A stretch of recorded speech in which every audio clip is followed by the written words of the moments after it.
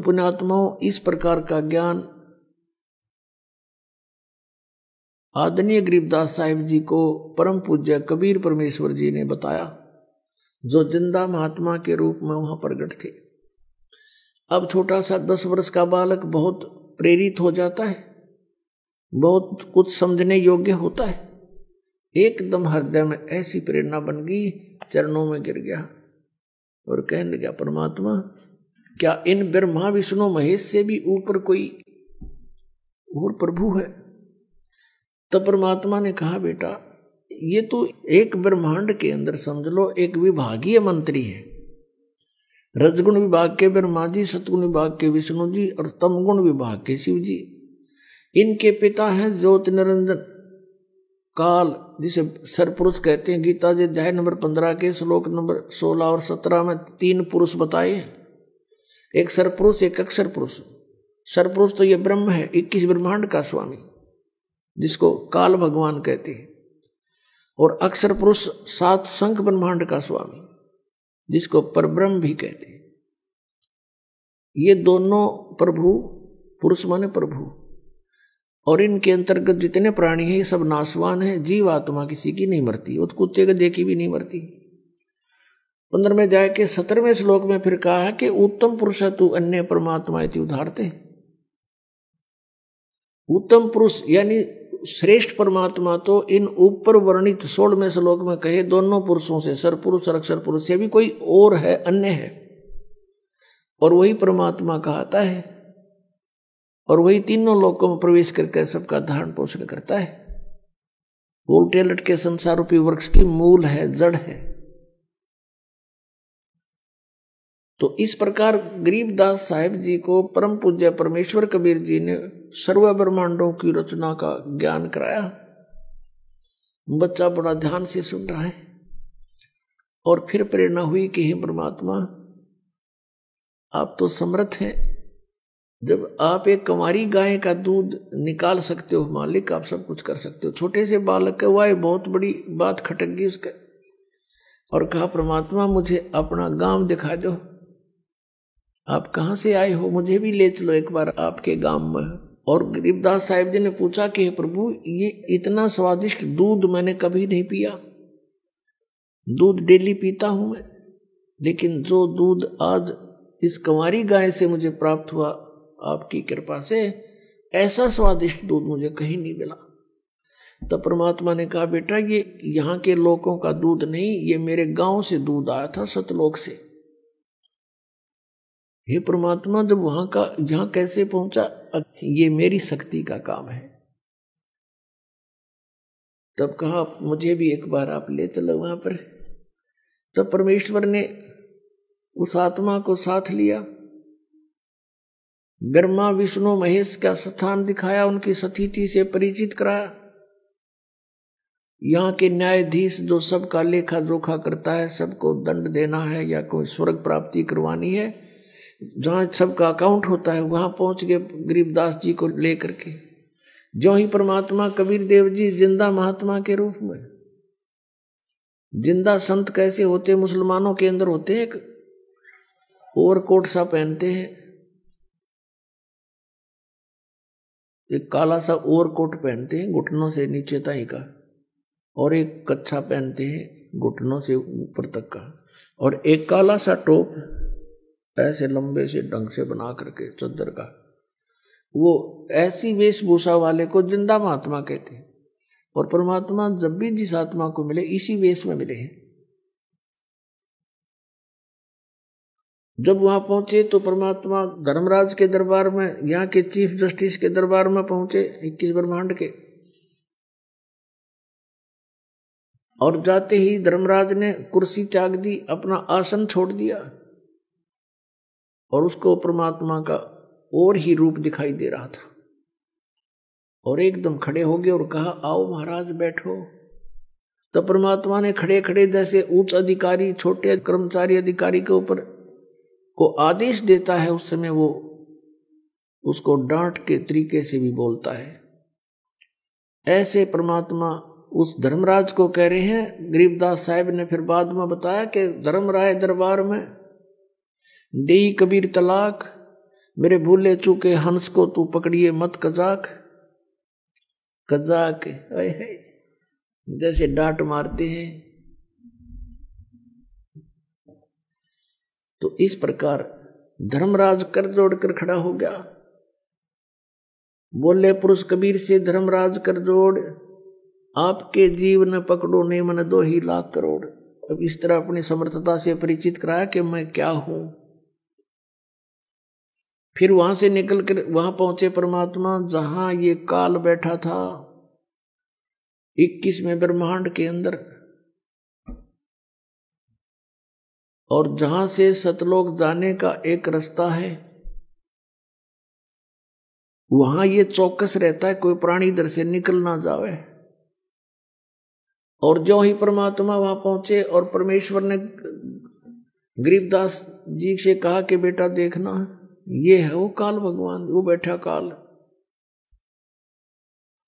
और ये कभी किसी के सामने नहीं आता, इसने प्रतिज्ञा कर रखी है। गीता जी अध्याय नंबर 7 के श्लोक 24-25 में ये कहता है, अर्जुन श्री कृष्ण में प्रवेश करके बोल रहा है कि अर्जुन मेरा ये वास्तविक रूप है, विराट रूप। जैसे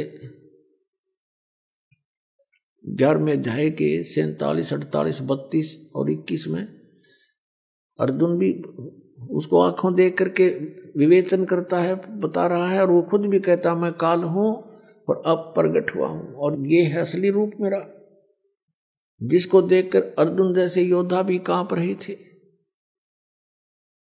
तो ये 7वें अध्याय के 24-25 में कहता है कि अर्जुन मैं अपनी योग माया से छुपा रहता हूं, मैं कभी किसी के समक्ष नहीं होता अपने इस ओरिजिनल रूप में जो मेरा काल रूप है। तो वहां वो अपने काल रूप में बैठा था। परमात्मा को देखकर वो एकदम चौकस हुआ कि कौन आ गया इधर। तब परमेश्वर ने कहा देखना बेटा, ये किसी को नहीं जाने देता इधर से, चाहे ब्रह्मा हो, चाहे विष्णु, चाहे शिव, यहां नहीं आ सकता, किसी की हिम्मत नहीं।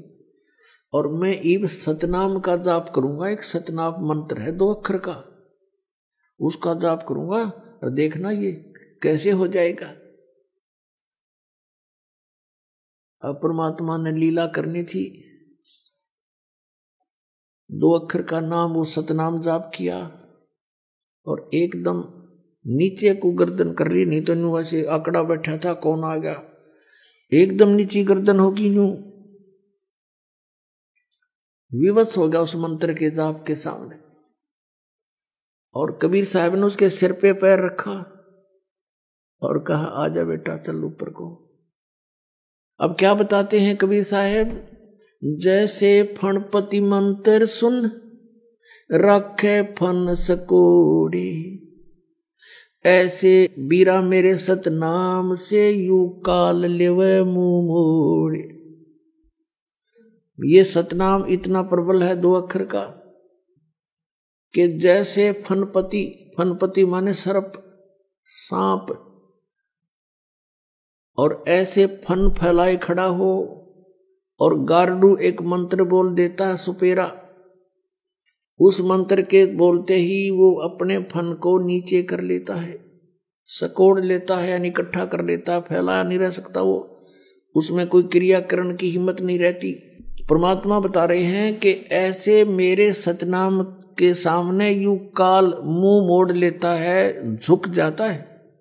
जैसे फनपति मंत्र सुन राखे फन सकोड़, ऐसे मेरे सतनाम तयू काल लवे मुंह मोड़े।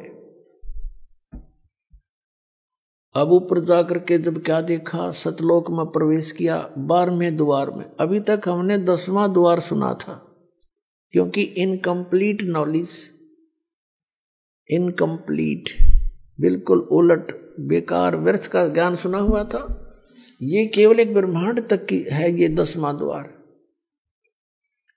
और 11वां द्वार है जब काल के 21 ब्रह्मांडों को पार करके 7 संग ब्रह्मांड इस अक्षर पुरुष के उसमें प्रवेश करते हैं, वो है 11वां द्वार। और फिर 7 संग पार करके सतलोक में प्रवेश करते हैं, वो है 12वां द्वार।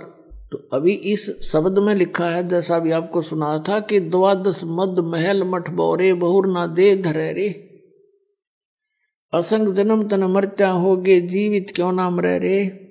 और 12 मध्य, 12 माने 12, मध्य महल मठ बोरे, वो परमात्मा का वो परम पद, वो सतलोक सनातन परम धाम वहां है वो मठ। मठ माने स्थान, जहां जाने के बाद बहुर ना दे धरे रे, जहां जाने के बाद साधक फिर लौट कर कभी संसार में नहीं आते, वो 12 महाद्वार है। अभी तक ये जितने भी पंथ थे, जितने भी संत थे, परमात्मा परिचित संतों को छोड़कर वो केवल 10वें द्वार तक ही सीमित थे। वो काहे के सतलोक गए होंगे फिर, अंडरस्टूड है। जब सतलोक में प्रवेश किया, वो तेजों में लोक है। जैसे हीरा अपने आप चमकता है, ऐसे ही वो सतलोक अपने आप प्रकाशित है, स्वप्रकाशित है। और उसमें परमेश्वर कबीर देव जी, कबीर साहिब जी अपने अन्य रूप में विराजमान थे। जैसे आपने कबीर परमेश्वर जी का शब्द सुना है, करने नो दीदार मैल में प्यारा है। और लास्ट में फिर बताया है कि उस परमात्मा के एक रोमकूप में करोड़ सूर्य मिला दे, करोड़ चंद्रमा मिला दे। ऐसा उस एक रोमकूप का की रोशनी भी अधिक है। ऐसा सतपुरुष दीदारा है, सतपुरुष के ऐसे दर्शन है।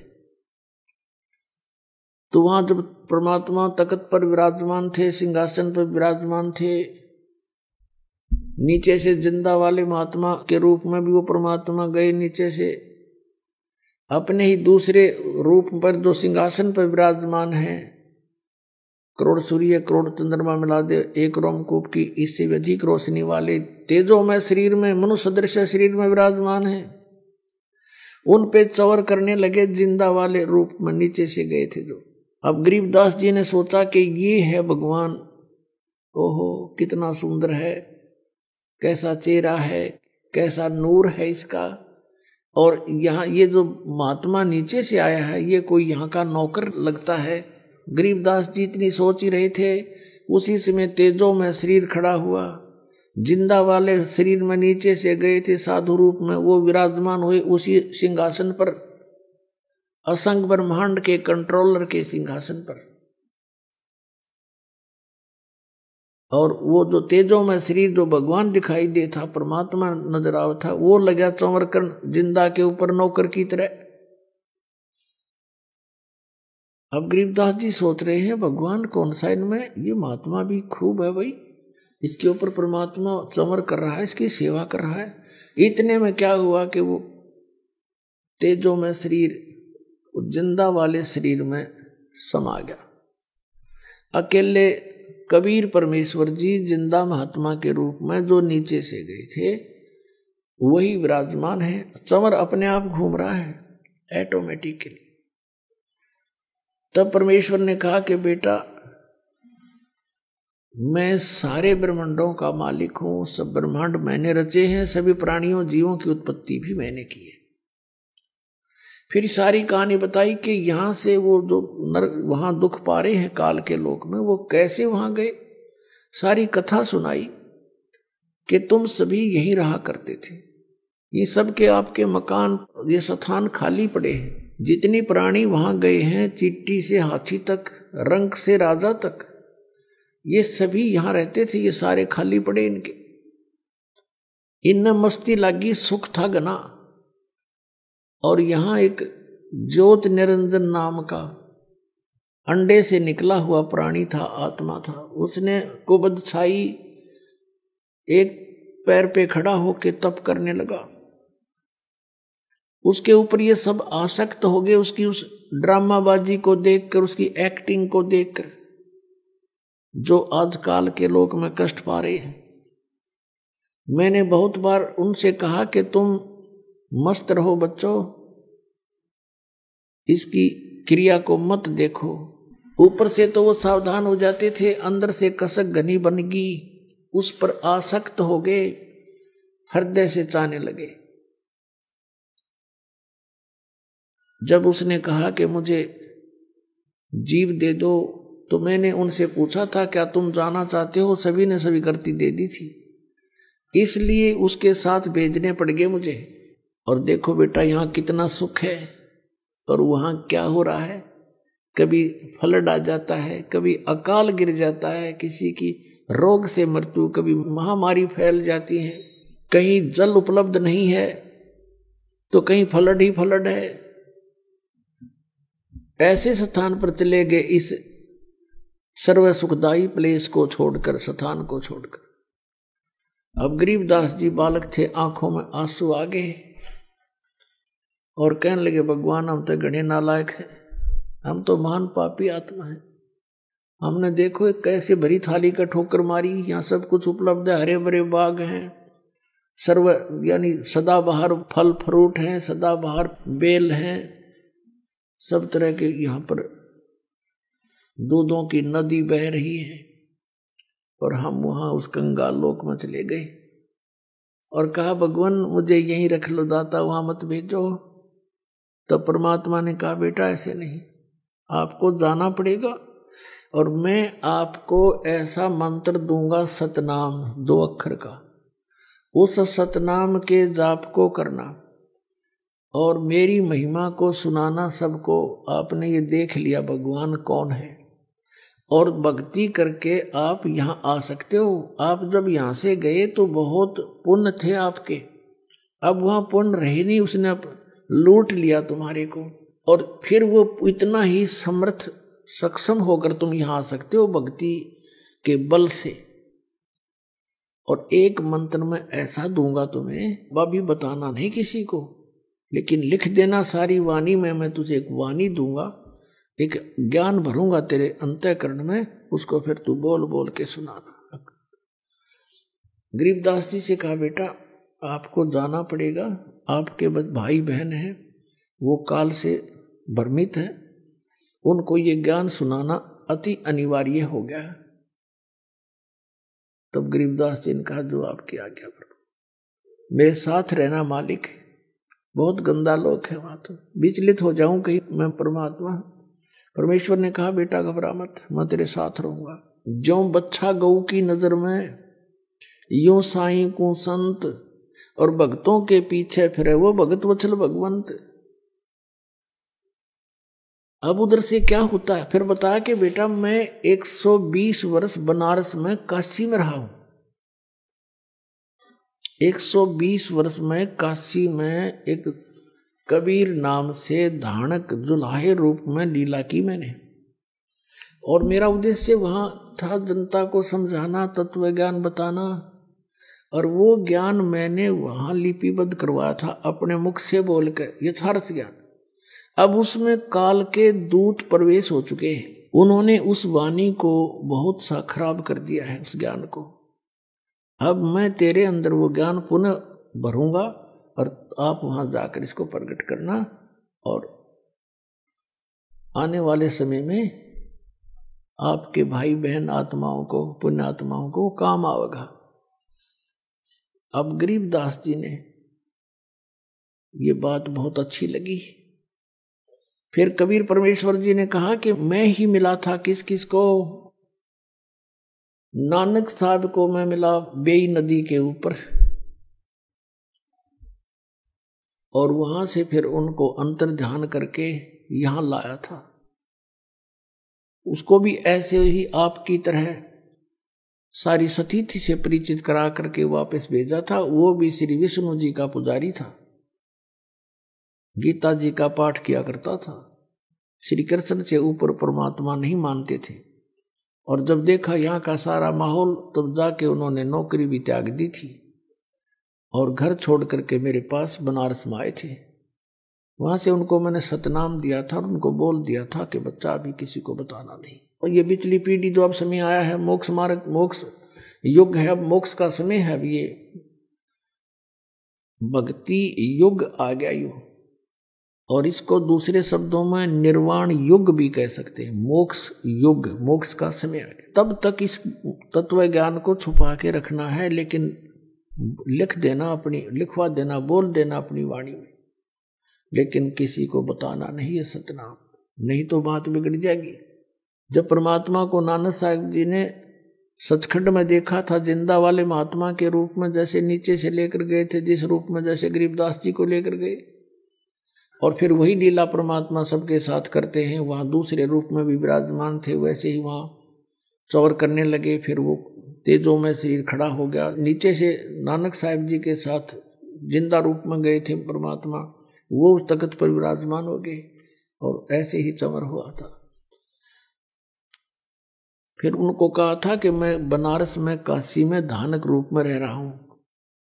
आदरणीय नानक साहब जी, परम पूज्य कबीर परमेश्वर जी समकालीन थे, कम से कम 45 वर्ष वो समकालीन रहे हैं। तो जब वहां जाकर देखा बनारस में, तीसरे दिन वापस आए, सबने नानक साहब जी को नदी में डूबा मान लिया था। अगले दिन, तीसरे दिन जब वहां प्रकट हुए, खुशी की लहर छा गई, लेकिन नानक जी बदले बदले थे। पहले वाले नानक जी का स्वभाव वो नहीं था। नौकरी त्याग दी, वहां से वापस चल पड़े। कहाँ चले? बनारस में आए, काशी में आया, देखा तो वही परमात्मा जो असंख्य ब्रह्मांड का स्वामी वहां जुलाहे के रूप में बैठकर कपड़ा बुन रहा है, खड्डी में है। उसको देखकर हैरान रह रहे हैं, कहते हैं फाई सूरत मलुक की वेश, ए ठगवाड़ा ठगी देश, खरासियाना बोता बार। ये धानक रूप रहा करतार, लोगों देखो ये धानक रूप रहा करतार, ये बैठा परमात्मा, ये मालिक बैठा। अब आसपास के दुल्हा इकट्ठे हो गए। उन्होंने पूछा कहाँ से आए हो भक्त? नानक जी ने बताया कि मैं पंजाब से आया हूँ। पहले पंजाब था ये सारा, पश्चिमी पाकिस्तान भी पंजाब प्रांत था। तो बनारस के, काशी के जुलाहे कहते हैं कि देखो इस पंजाबी की अकल मारी गई, नीरू के पुत्र को ये भगवान बताता है। तब परमेश्वर ने कहा था कि नानक जी से कि प्यारी आत्मा, अब तेरी कोई नहीं सुनेगा, लेकिन जो तूने देखा है ये सत्य है, और इसका ढंडोरा पीटते। 12 वर्ष तक नानक साहब जी ने जगह जगह घूम घूम कर प्रचार किया परमात्मा का, लेकिन किसी ने नहीं माना। फिर परमात्मा का आदेश हुआ कि आप शांत हो जाओ, अपनी भक्ति करो। लास्ट के 16 वर्ष वो अपने खेतों में रहे और भक्ति करते रहे। जो उनके निकट आता था उनको ज्ञान समझाते रहे। तो गरीबदास साहिब जी को उधर समझा रहे हैं परमात्मा के ऐसे ऐसे मैं बहुतों को मिला हूं और मैं पूर्ण परमात्मा हूं। उधर से क्या हुआ कि गरीबदास जी का शरीर वहीं पर रह गया था। जो गवाले थे, पाली थे, दूसरे गौवें चरा रहे थे, उन्होंने 1-2 घंटा के बाद देखा, क्योंकि उसमें टर्न होती है इन पालियों की, 2 घंटे, 1 घंटा वो गौओं को संभालेगा, 1 घंटा वो संभालेगा, इस साइड में वो, उस साइड में वो, कहीं किसी की खेती में ना नुकसान कर दें पशु, इस तरह।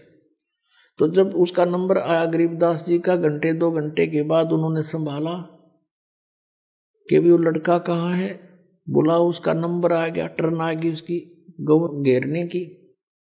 वहां जाकर एक ने कहा गरीबू, गरीबदास जी को गरीबू कहा करते थे, गांव में ऐसे ही बोलते हैं। और गरीबदास साहिब जी का मूल गांव तो करौथा है, जहां दास का आश्रम था, अब भी है। वहां मूल गांव तो वो था, लेकिन वहां उनके नानके थे। गरीबदास साहिब जी की माता का कोई भाई नहीं था और उनके पिताजी की जमीन बहुत घनी थी, 1400, पौने 1400 एकड़ जमीन थी। तो गरीबदास जी के पिताजी को वहां घर जमाई रख लिया था गरीबदास जी के नाना जी ने। और गरीबदास जी का जन्म भी वहीं हुआ था, छुडानी गांव में। तो वो लड़की का लड़का था वहां पर। तो कहने लगे अरे वो लड़की का लड़का कहाँ लाओ, बुलाकर आके उन्होंने आवाज लगाई, अरे गरीबू आजा, तेरा नंबर आ गया। अब गरीबू तो पहुंच रहा सतलोक में, वो तो यहीं का मटेरियल था, यहीं छोड़ना ही था, वो छोड़ के चले गए। निकट सी जाके आवाज लगाई, ऐसे बैठे थे ऐसे आम व्यक्ति बैठ जाता है, निकट सी जाके आवाज लगाई, रे गरीबू खड़ा हो ले। बिल्कुल साथ जाके देखेंगे तो जैसे समाधि लगाए बैठा हो, पकड़ के उस किसी ने हलाया, जो बुलाने गया था, अरे भगत जी खड़ा हो।